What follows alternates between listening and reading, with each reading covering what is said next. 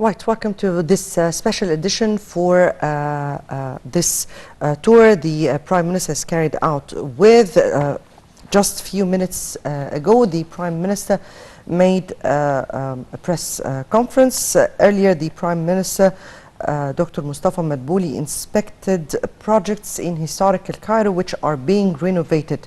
He was accompanied by the Minister of Tourism and Antiquities, Khaled Al-Anani, Cairo's governor, as well as a number of state officials to follow up developmental projects under the directives of President Abdel Fattah al-Sisi. During the inspection tour, Dr. Madbouli stressed that the state is keen to preserve all historic places in Old Cairo as they represent a real treasure of Egypt's civilization. To highlight this tour and the significance of renovating the old Cairo and such important places in parallel to the new cities that are ongoing, we have with us over the phone Dr. Yumna Hamai, Professor of Political Science, and thank you so much for being with us, Dr. Yumna. You're welcome. Let me here take you reading to this tour the importance of renovation of the old Cairo and the significance of preserving those historical places. Actually, it is multidimensional. Why? Because first of all, you have the history of Cairo, which is a very rich history, and there is a lot of, places and areas that can be used in touristic,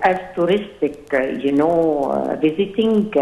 Very nice places, full of stories regarding our history and to how extent you can use this or fortunes for to be used to attract tourism.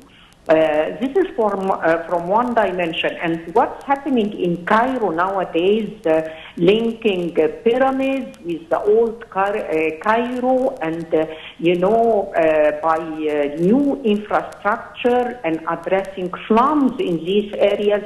This is another dimension of the story. Why? Because in these slums you are finding terrible, methods of living and quality of life for people living there, and by enabling those people to go elsewhere in good places in which they can, have a better quality of life, and enabling them by training and small business to gain their lives properly in different ways. I believe this is another very hard dimension to be addressed in this very important project done in Egypt nowadays. So this is the hardest, from my point of view, this is the hardest dimension of this marvelous project. And I believe that by doing that, you are getting new areas to attract the tourists in Egypt, as well as enhancing the quality of life and changing the quality of life, because in these areas you can have old industries and handicrafts.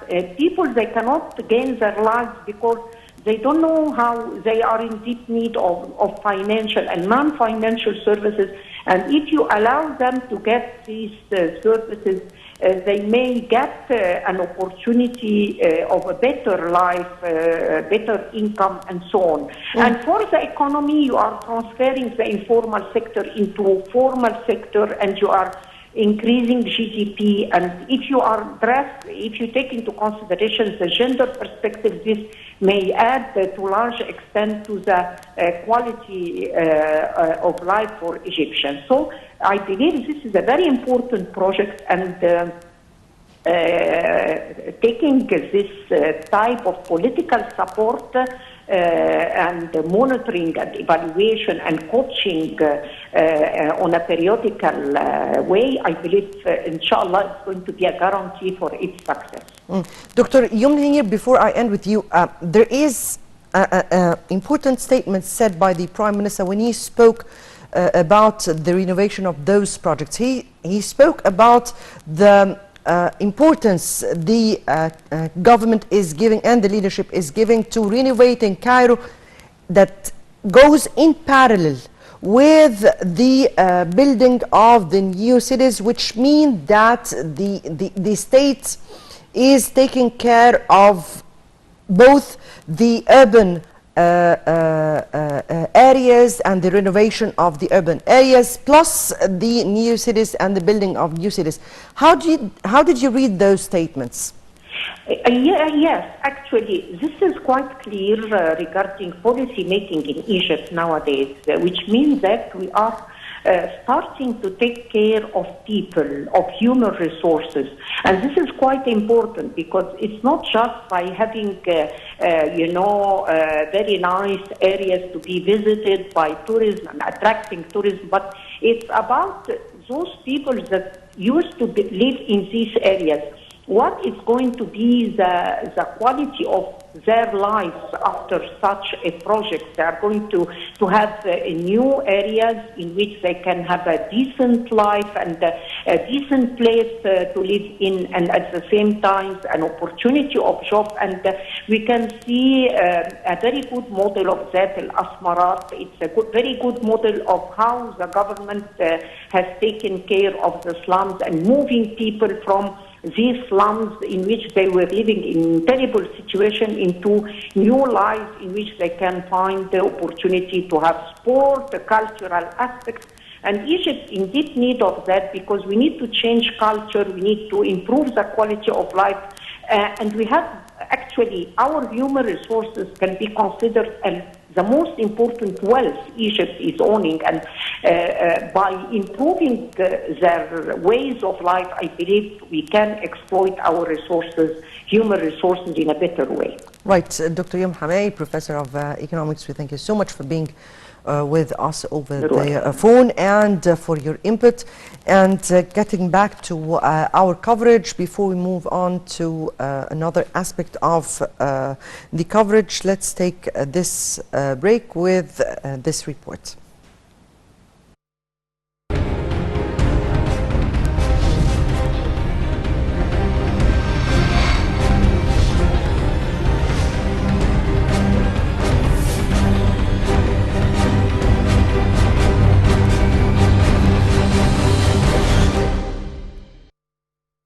President Abdel Fattah el-Sisi met with visiting Sudanese Prime Minister Abdullah Hamdok in Cairo on Thursday.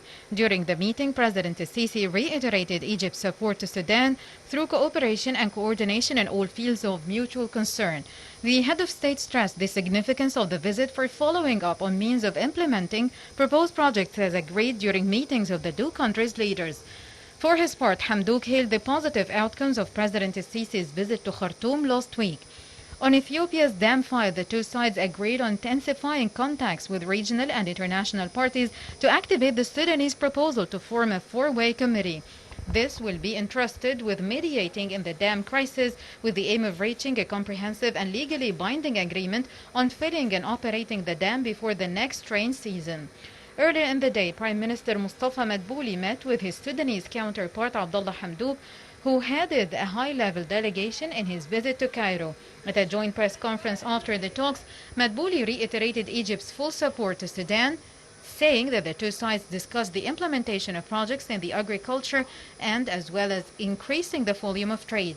The Prime Minister said that Egypt was seeking a decisive settlement to Ethiopia's dam crisis, adding that Egypt has a constant stance on protecting its water rights. For his part, Hamdok said that the visit signals the beginning of a new era in relations, adding that Khartoum views Egypt's economic reform program as a pattern to follow.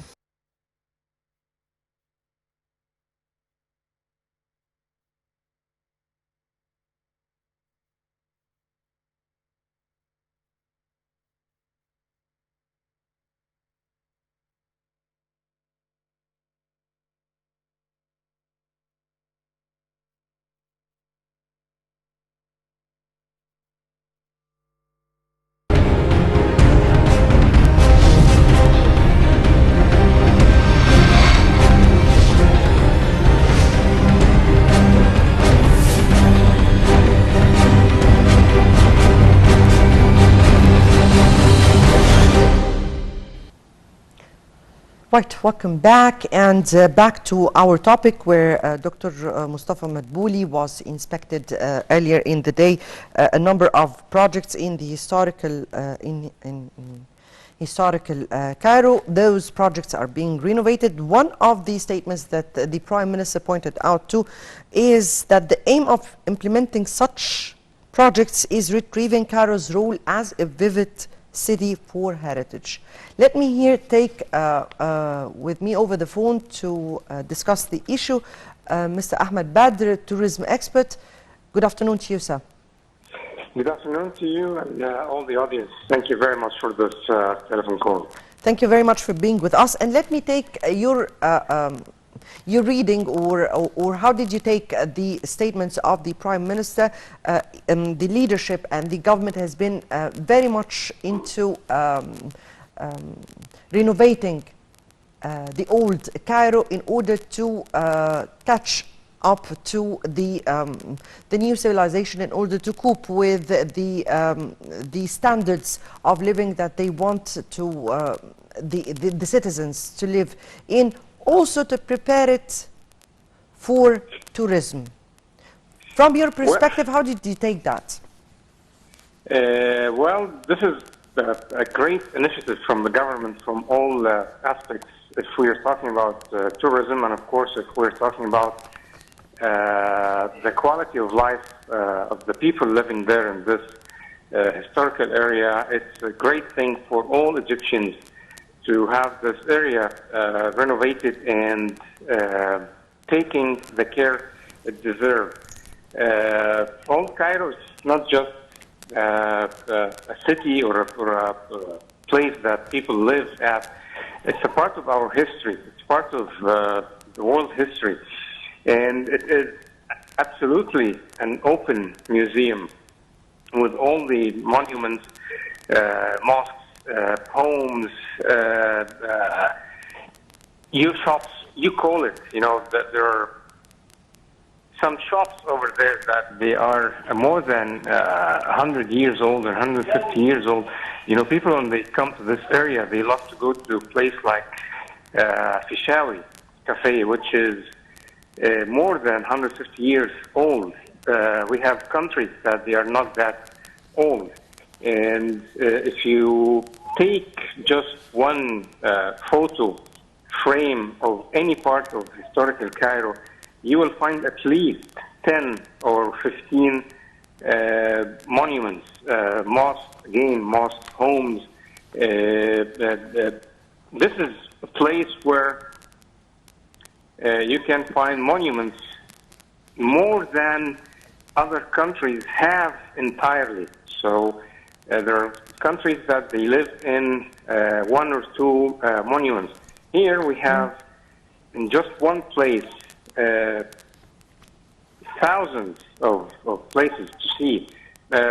Some of them are really significant, like Al Hussein Mosque, Al Azhar Mosque, Sultan Hassan, Sultan Bar'u, many places, Sabil Muhammad Ali, many places that I cannot even remember because there are too many to be remembered.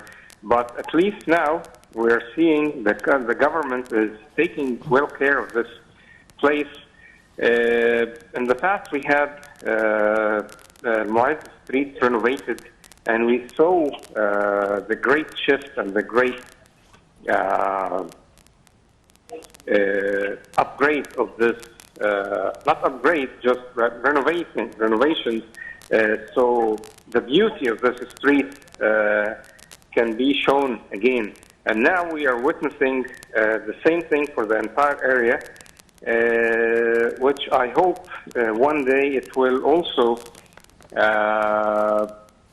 see in the downtown Cairo, which we call Khedive al Cairo, the part which Khedive Ismail started.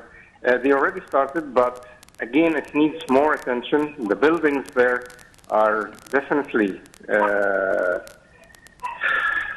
I can surely say, they are more beautiful than Europe. We need to see also in this area and in downtown Cairo, more hotels. I'm not talking about 5-star hotels. I'm talking about boutique hotels, 2-3-star boutique hotels, small number of rooms, 20, 25. This is what the people now and the tourists all over the world are looking for. Is this particular hotels? Some of them can be luxurious, some of them can be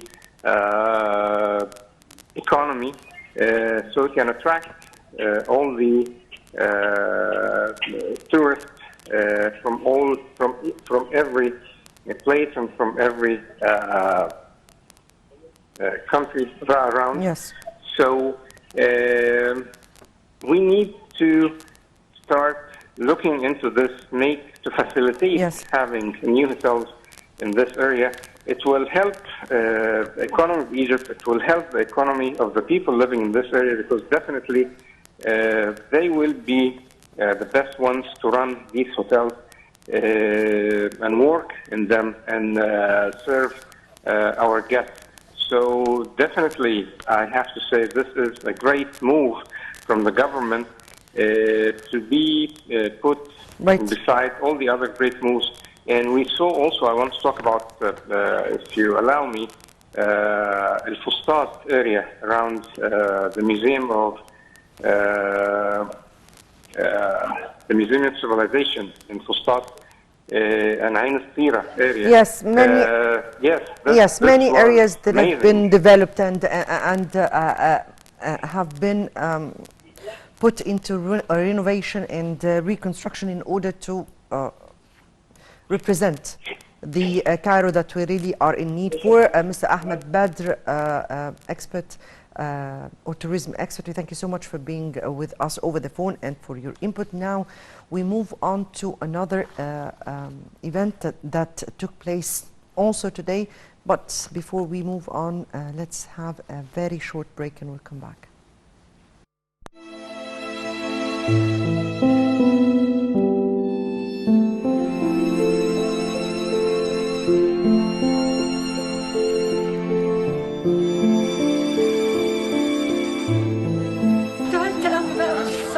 عاوزين في حتى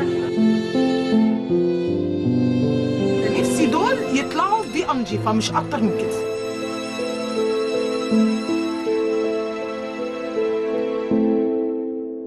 بنغير لأجل خاطر الناس ظروفها مش هتقدر، فاحنا بنقول له إن احنا كلنا معاك وهنغير لك ده، مش هنسيبك تعيش هنا، مش هنسيب أطفالنا يطلعوا كده، لا يمكن. طول ما انا موجود مكاني ده والله لا اسيب الناس كده ابدا.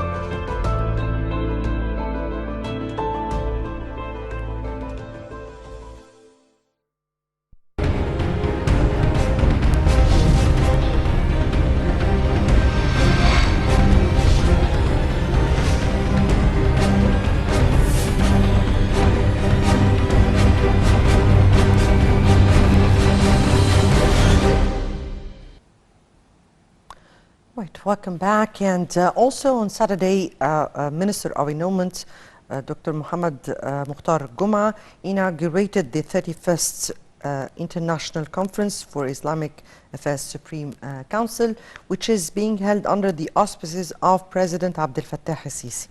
The conference is entitled The Dialogue Among Religions and Cultures, with the participation of 35 countries and 75 world figures. The sessions of the two-day conference would discuss 6 main axes. Let me take with me over the phone Dr. Hassan Wagih, Professor of Political Science, Al-Azhar University. Dr. Hassan, good afternoon to you. Good afternoon to you. Let me take here the importance of and the timing of holding this conference at this very particular time. We know that this is the 31st edition of this conference, and it is being held in Egypt, and the slogan itself, the dialogue among religions and cultures. Yes, I think the significance is clear. Egypt is a great hub for intercultural and interreligious dialogue long time ago. So this is a continuation of the message of Egypt to unite and to find identification ground among people from different religious background or cultural background. So I think this is the significance of the conference itself, and this is the significance of the title. Let me here take your reading to the slogan itself, the dialogue among religions and cultures, and we're how are we in dire need for such a dialogue to come out at this stage that the whole world is passing by? Yes, actually, it is an era where we have a pace of conflicts, a pace of crisis that are unprecedented. So I think the interference of what we call positive religious diplomacy or positive intercultural diplomacy is extremely needed. It belongs to track 2 diplomacy. So in addition to the first track diplomacy, which is represented by the president and by the presidency and the foreign ministry, yes, this is a track that is needed to be looked at, and we have to be compatible with that track through track 2 diplomacy, which has a wider range of dialogue, wider range of negotiating issues, wider range, and it gives space for people from different cultures. Here we have 35 representatives from different cultural and religious backgrounds. I think it's very important to seek where can we have our shared values, away from the specificities of each religion. You know, each religion is specific in its own.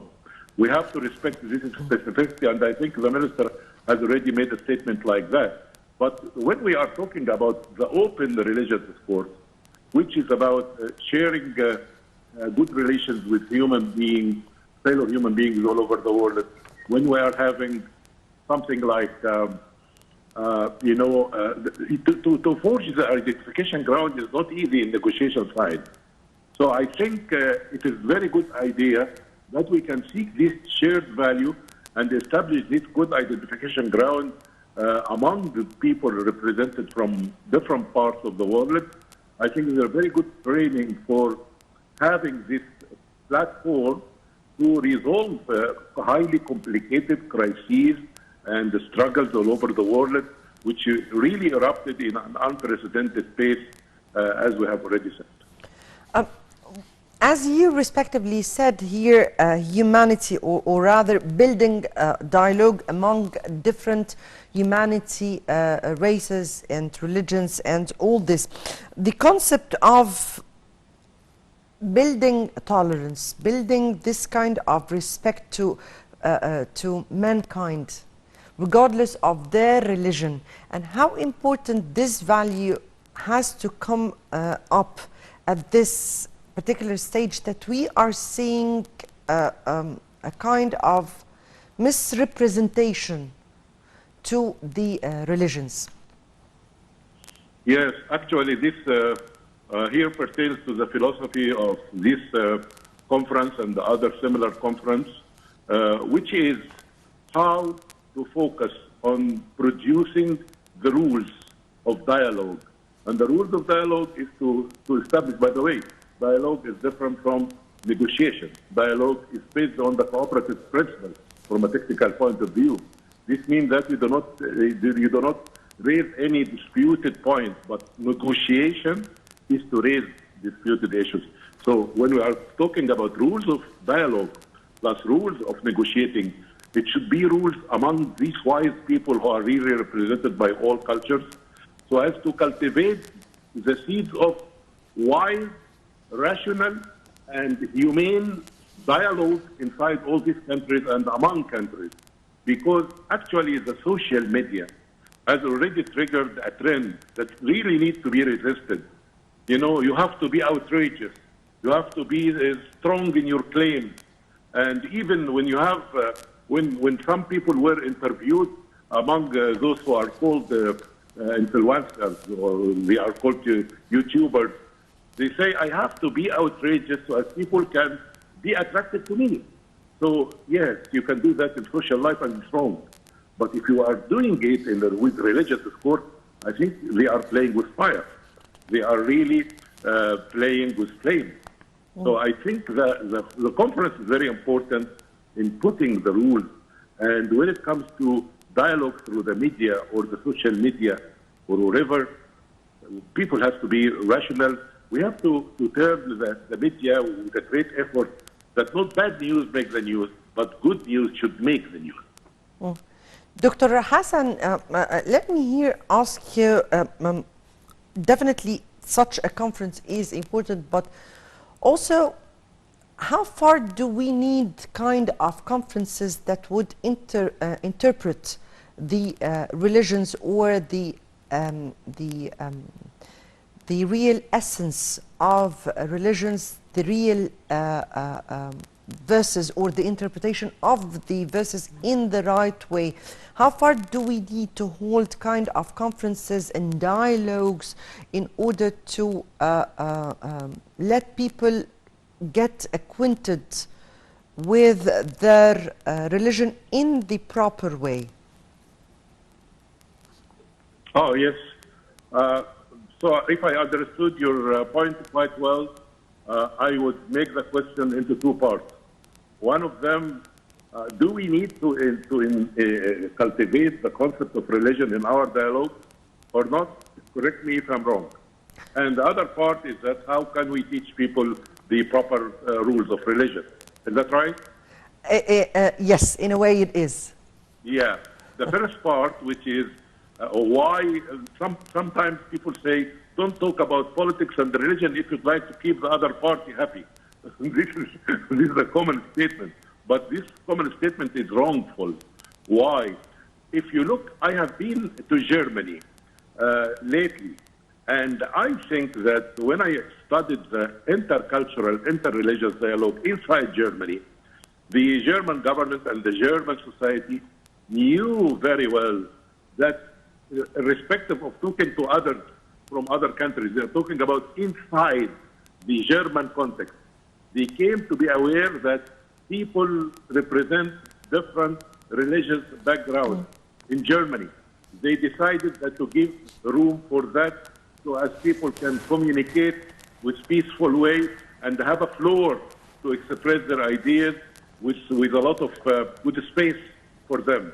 So this tells you that religiosity in some places, religiosity in Germany is different from religiosity in France. There is a big difference between France and Germany. When you cross the Atlantic and go to Britain and United States, you can find also specific societies with different orientation, but religiosity is higher in the United States, far more higher than the British. So you can find that, but when it comes to our area, the Middle East, Egypt, all the other Arab countries, religiosity is definitely high. So having the religious component addressed, reformed, directed in a right way, I think this is a very legitimate place and the legitimate role to be played. But Ye- when it comes to reforming religion, this is another issue that Not- needs a lot of discussion. not reforming- religious discourse. I'm sorry. Yeah. Yes, let me here say not reforming, but rather interpreting the Yes. religion in the proper way, not extracting the pieces that would go in favor of whatever are the beliefs of some of the groups. This is what I'm speaking about. I'm speaking about interpreting the real religion or the real verses in the proper way, in a way that would guide people to the real essence of their religion. And this is exactly what I meant by holding conferences as such. Okay. Okay. Good point. Good point. A very clear point now. I think that yes, not reforming. Yes, when I said reforming, sorry, I meant reforming the religious discourse. When I mean by reforming the religious discourse, or as a terminology is all about, is to deal with the different interpretations. So we come back to your point about interpretation. Because when it comes to religious discourse, yes, there are several interpretations for certain particular issues. And your point is quite clear and good, which is how could we prevent people from decontextualizing, doing a decontextualizing of the religious discourse and cutting it into pieces to serve political ends or to serve a point of view. People here need to be educated actually in discourse analysis and in its simplest form. People could know how could they look at the text in a way that would really, you will never prevent people from having different interpretations from several religions. But actually, this let us educate people how to be a good marketeer, how to select the right one, how to, because we cannot have a one version. It is against multiculturalism. It is a space of freedom of expression. So long as we can build the awareness in the people, I think any harmful statement or any people who misuse the religion will meet no recruitment. They will not recruit people. But when we leave people with no content analysis and discourse analysis, it's a little bit complicated, but it is needed. And it could be simplified. This is even the aim of this conference when it comes to how to teach the rules of the dialogue, how to propagate the rules of dialogue and the rules of negotiating when it comes to managing differences. Right. Dr. Hassan Wagih, Professor of Political Science at Al-Azhar University, thank you so much for being with us and for your input here. I guess that takes us to the end of our special coverage. We'll be updating you in the upcoming hours with all the developments. Many thanks for watching.